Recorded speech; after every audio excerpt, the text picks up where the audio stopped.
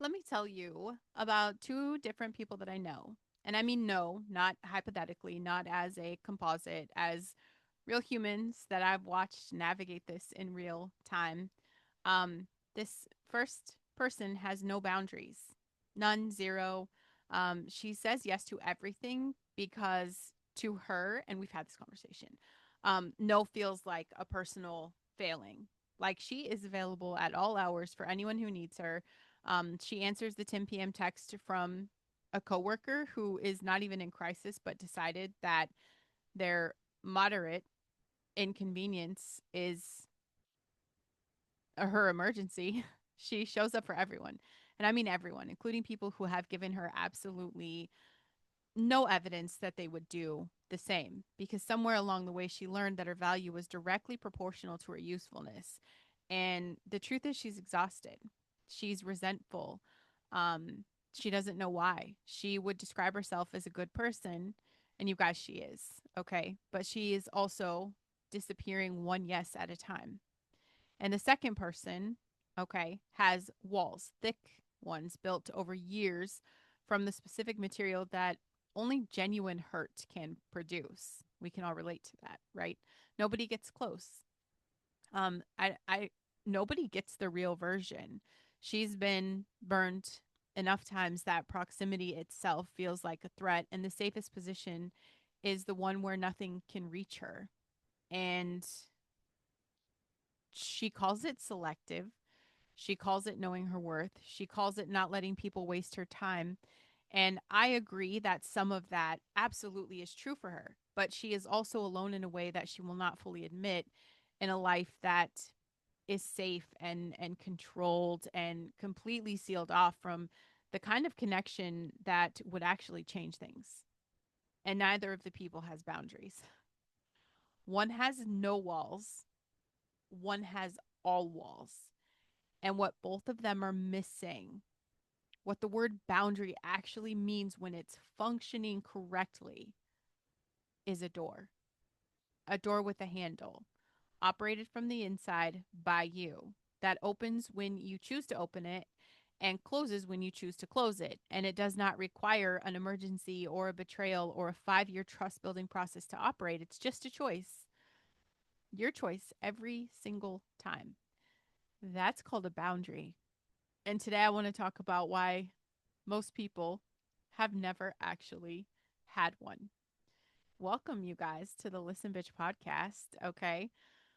What are we, like, episode 500 of the Rebellion season alone? It feels like it. We're in our 20s, probably like 26 or 27. Um, I know this episode is probably going to make you feel like I'm stepping on your toes. Specifically, the toes. For sure, I want to step on the toes of the system. But every relationship dynamic, every cultural message, every religious misapplication that's ever told you that protecting yourself is selfish, that saying no is unkind, that a good Christian serves without limit, that a good parent they sacrifice everything with nothing left for themselves, that maybe a good employee is always available, that a good friend never lets people down. All of that is bullshit. It's all a lie. A specifically useful lie for the people who benefit from your unlimited access. And that's what I want to talk about today. I am Brandon Lynette, your voice authority, podcast coach, voice coach, whatever you call it. Your message, babe. And my mess with boundaries has been a long and ongoing education that I'm still enrolled in. Okay. So I haven't graduated. But today I'm just bringing you the curriculum because I know I'm not the only one who has needed it.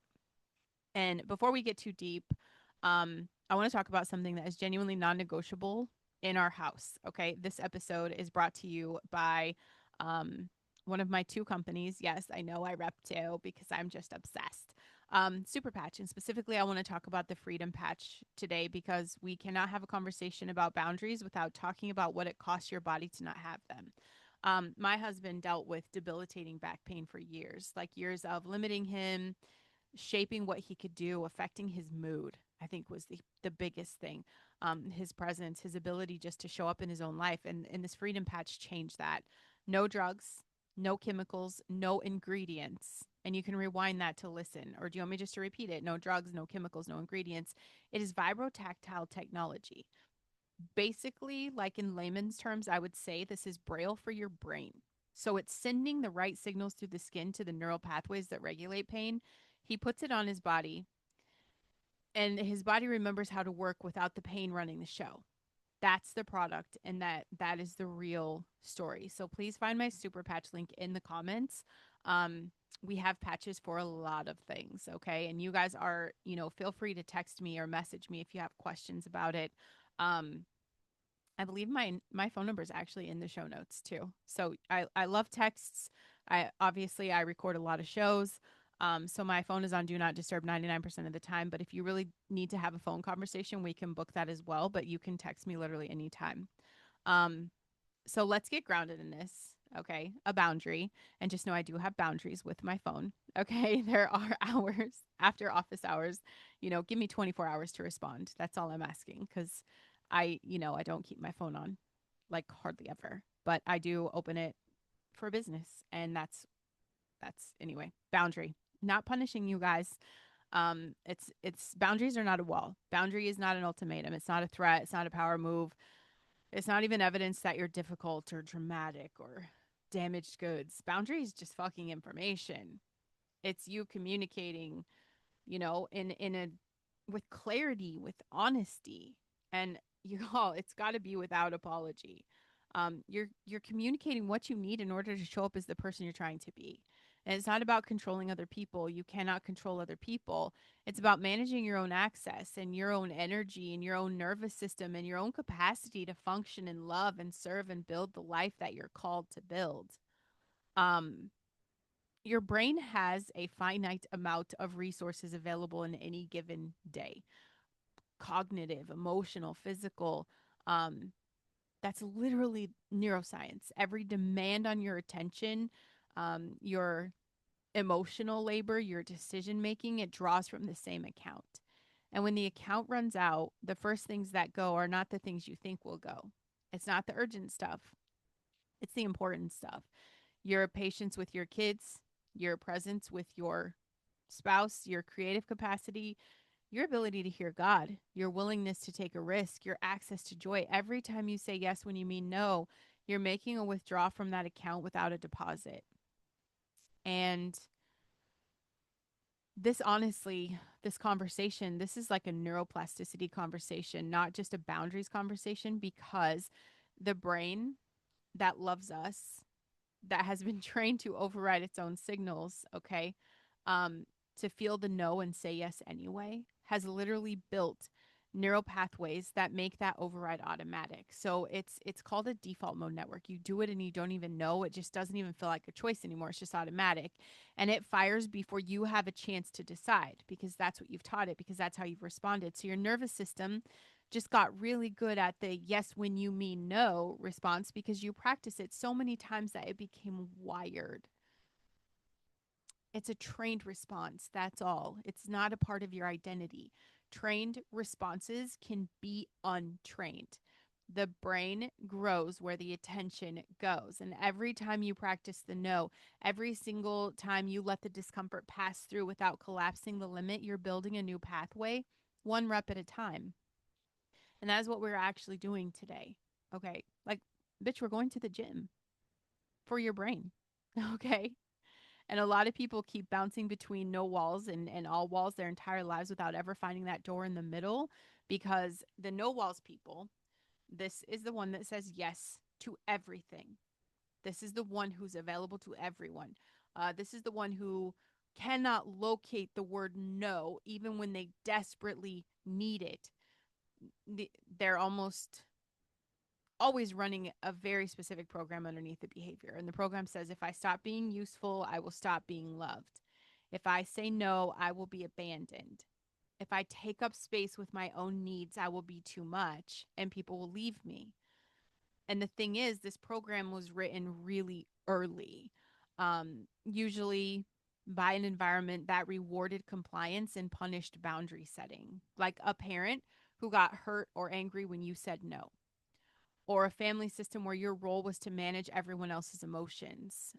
Maybe like a religious culture that use service as the measure of worth and rest as like the mark of laziness. However, this program got written for you personally, um, the program is running. And every yes you mean no is the program executing perfectly. It's what you taught your brain. And it's keeping you safe from that rejection, right? The rejection it learned to fear before you were old enough to question the lesson. Now, speaking to my all walls people, I'm one of you. I'm an all walls people. No, I have a door now, bitch, but I get it. These are the people who've been hurt enough that they want the opposite extreme. We decided, consciously or not, that if no one gets close, no one can hurt them. That's it. Nobody can hurt me. Technically, I've been right, but the life doesn't work because here is what the walls actually protect, and it's not you. They protect the wound, the hurt that's still living underneath the fortress. The walls are not evidence that you're healed. They are evidence that what happened was significant enough to build a structure around. And the structure keeps the hurt preserved, it keeps it alive, unchanged. Because if you let the walls down, you might have to feel what you built them to avoid feeling. And that is terrifying in a way that loneliness, which is at least familiar, is not. Okay. Um, Again, we've got these systems that profit from your dysfunction and they have a vested interest in keeping you at one extreme or the other. A person with no wall is infinitely exploitable. At work, in relationships, in the marketplace, tell them that saying no is selfish and they will keep saying yes to things that ev- it serves everyone but themselves. Big corporations built entire HR cultures around this. The always available employee, the team player, the person who never pushes back. That's not a culture of respect. That's an extraction machine. She's got a ping pong table in the break room. A person with all walls is infinitely isolatable. They cannot build community. They cannot organize, cannot connect, cannot be a part of anything that is bigger than themselves. And the deep state, yes, I said it, the corrupt elite, Satan worshiping pedophiles that run things from the shadows, they need people divided and isolated. They need you either giving everyone unlimited access or giving no one access because the door in the middle, like the actual boundary, produces the one thing they can't manage. And that's a person who knows exactly what the fuck they will and will not accept. A person who communicates it clearly, who holds it consistently. It's the rebels like us, bitch, because we cannot be guilted, we cannot be manipulated, and we cannot be exploited out of our boundary. That makes us super dangerous. You having a door makes you dangerous. And there's a season. I mean, I'm I didn't have a door. I had, this. I guess I've experienced both genuinely, the no walls and the walls. Um, no walls was just held close to pocket, like with people that I was close to, and I didn't even know it because I thought it was just virtue, and I'd spent my whole life trying to be someone people liked. Something my mom said when I was little before she signed her rights off on me is that I love you, but I don't like you. Um, so I always wanted to be liked. So I was a yes man. I was a whoever you want me to be, I'll be it. And I say yes to everything because I genuinely believe that my availability was my value. And I've even felt that little whisper when it comes to my family, who I am for six kids and my husband. I just thought that being needed meant being important, and that every request I fulfilled was evidence that I mattered to people. And it's exhausting, that flat, like nothing left exhaustion. But what do? We keep going because stopping feels worse than continuing. Stopping feels like you're abandoning the people that you love. Stopping felt like failing on the thing I told myself I was good at, which is I'm there for my family. And what nobody told me is that the people who need you to have no limits are not the people who necessarily will always love you the most. They're on their own journey, they're doing the damn thing. The people who love you most are going to say, take the fuck care of yourself. I know you're like, Brandon, your family doesn't care. Y'all, they're doing their thing, right? They're going to tell you, this isn't urgent. It's not an emergency, not a big deal. Something I've exercised with my kids when they do set their boundaries. I communicate clearly of just like, you know, this is not important. This is absolutely your choice. There's no hard line that this needs to happen or you need to do this. Um, Nobody's going to that take it personally, that a boundary is set, because we should have enough security in our relationships to know that when we say no to a thing is not us saying no to a person. And the people who fall apart, babe, when you say no, who make your boundary about their feelings, who guilt you back into the yes, who find 17 ways to communicate that your limit is a problem for them, like those people are not loving you in that moment. They're using you. They've trained you. And yes, sometimes it's family. They've trained you beautifully and thoroughly to feel responsible for their actions. And I started saying no, not perfectly, definitely not without guilt, not without the old programming firing, but I just did it anyway and something shifted. And it didn't shift in anyone around me, it shifted in me. This is part of how I've worked on my nervous system. It started to believe something it never had evidence of before, that I was allowed to exist without being useful every moment of every day, that my presence had value, not contingent on my output, that God made me a person, not a function. And that shift didn't happen because I decided it. It happened because I practiced it. Again, rep by rep, no by no. Each time I held the limit and the world did not end, each time the person was disappointed and I survived their disappointment, my brain filed it under new evidence. And new evidence slowly over time begins to compete with the old program. That's the neuroplasticity. Okay. If you guys are with me in my microdosing days, with psilocybin, I am obsessed with neuroplasticity. There's a million ways to activate it, and this is one of them. And it's not just a boring ass textbook concept, it's your actual nervous system doing what it was designed to do, adapting to new input and building new wiring, becoming capable of something it was not capable of before because you trained it there. You cannot think your way to a boundary. You have to practice your way there. And I want you to recognize how this is showing up in your life. It shows up in the text you answered at 10 p.m. that did not need to be answered. Not because the person is bad, because you trained them. Every time you responded to the 10 p.m. text, you sent a signal. This is available time. And now they use it because you told them they could. It shows up in the meeting that should have just been an email that became a standing weekly commitment, draining 2 hours from your most productive time. And you've been meaning to address it for 4 months and have not, because addressing it requires a conversation that might make someone uncomfortable. And your nervous system has decided that their comfort, their discomfort, all of that's your responsibility. Shows up in the relationships where you give 80% and receive 20, and you've convinced yourself the gap is acceptable because 20 is really good 20. It is not. Chronic imbalance is not love. It is a pattern. And patterns do not change because you're patient. They change because you name them and decide what you will and will not accept going forward.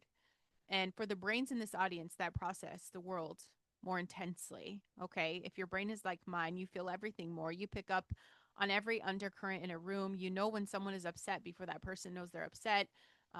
Who've been told your whole lives we're just too sensitive, too much, too intense. Boundaries are a lot harder for us, but they're also, I feel like, more essential than they are for almost anyone else with a neurotypical brain.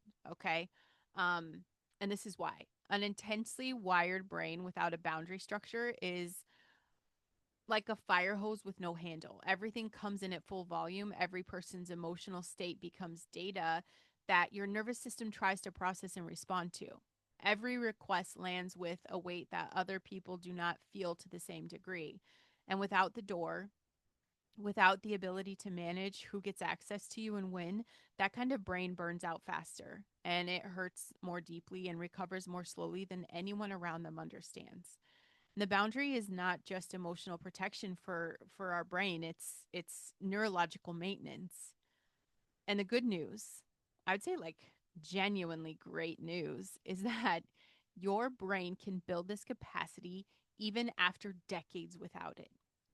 The pathway is the same as every other pathway: repetition, practice, the consistent experience of holding the limit and surviving the discomfort until the brain stops treating the discomfort as a threat and starts treating it as just a feeling that passes. That is the work. That's the rep. And your brain is completely capable of it. It was designed to adapt. That is literally its most fundamental feature. And you guys, listen to me. Before I keep going, you're on the edge of your seat with this episode. I know it's landing for you. If you're sitting there nodding or you're uncomfortable or both, um, that's the show doing what it's supposed to do.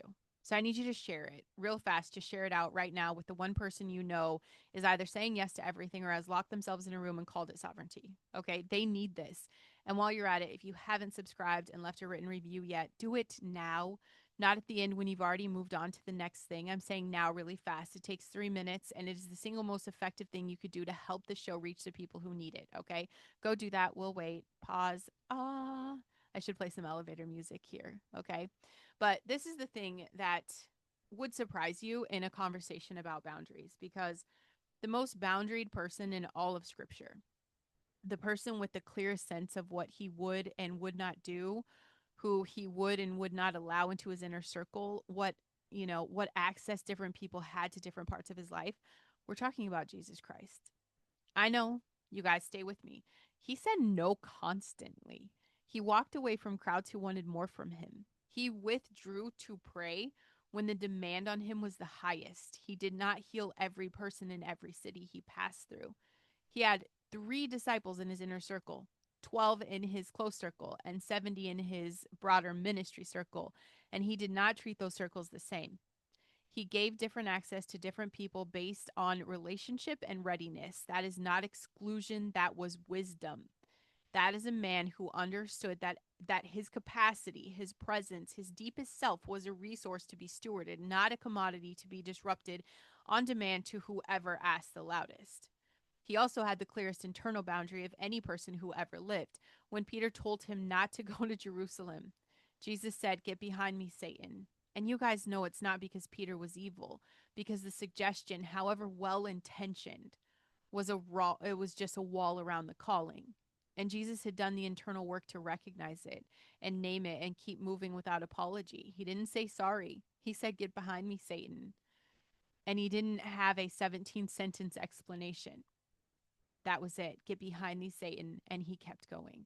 The most loving person who ever lived was also the most boundaried person who ever lived. Those two things are not a contradiction. They are the same thing. Love without limits is not love. It's an enmeshment. It's a codependency. And eventually it turns into fucking resentment. Love with clear limits is sustainable. It's real. It's the kind that lasts and grows and produces the fruit that it was always meant to produce. Christ is king, and the king had a door. So do you. So, yeah, how the fuck do you use it? First of all, you have to figure out which side you're actually on. Not the side you want to be on, but like be genuinely honest, the side you operate from. Do you say yes when you mean no? Um, do you feel responsible for other people's emotional reactions to your limits? Do you find yourself resentful of people you voluntarily keep saying yes to? That's the no walls side. Or do you keep everyone at a careful distance and you find reasons not to trust people before they've given you a reason not to? Do you call your isolation independence? That is the all walls side. So name it. You cannot build a door in a location you haven't identified yet.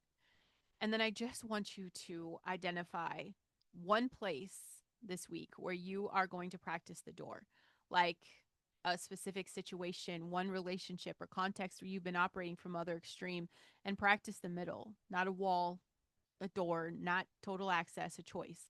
Say the no that needs to be said, or let the wall down slightly in the place where it's been keeping something genuinely good out. One rep, your brain needs the evidence that it survives. Give it that rep and then notice what happens in your body afterward, because the brain learns from physical evidence, not from intellectual agreement. Let the experience be the teacher. The next thing I really think is important is you got to stop apologizing for your boundaries. The over explanation, the excessive justification, if you're my daughter, the always apologizing, 17-sentence preamble of a 2-word answer, all of it is the boundary asking for permission to exist. It does not need permission. That doesn't work for me is a complete sentence. No, speak it kindly, clearly, without cruelty. That's enough. Every time you over explain, you invite a negotiation. Every time you state it plainly, you communicate that the door is operated from the inside by you. And that is the message that your nervous system and theirs needs to receive. Just say it clearly. Let the silence after it be exactly as long as it needs to be. Don't fill it. The discomfort of the silence is the price of having the boundary respected, and you have to pay that price. Okay. This is what I know for certain. Okay. What I know to be true. You cannot build anything that lasts. Not a marriage, not a business, not a calling, not a family, not a real relationship with God without the ability to protect what matters. And protection requires a door, not a wall, not no walls, a door with a handle on your side. Jesus helped me with that door. And I really do with all my heart think that's how we get access to that door is through him and that foundation, because this isn't something you can do alone. And you guys, the systems, right, this whole season is I'm just sick of the systems. Okay, they want you wallless, they want you available, they want you exploitable, saying yes until there's nothing left, or the opposite, they want you walled off. Isolate yourself because you're manageable. You know, you're too closed down to build anything that matters. You'll never use your voice.